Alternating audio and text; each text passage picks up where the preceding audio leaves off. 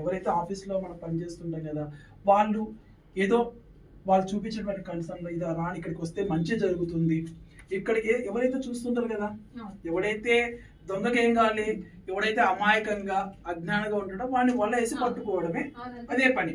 So అట్లాగా మనకు అది కొన్నిసార్లు ఏంటంటే ఆ సిచ్యువేషన్ అది రైట్ టైం అనిపించేంత స్థితిలో కూడా ఉంటాం, ఒక మాయ అలా ఉంటుంది. సో అలాగా ఆకర్షితులు అయ్యేసి వెళ్ళడం జరిగింది.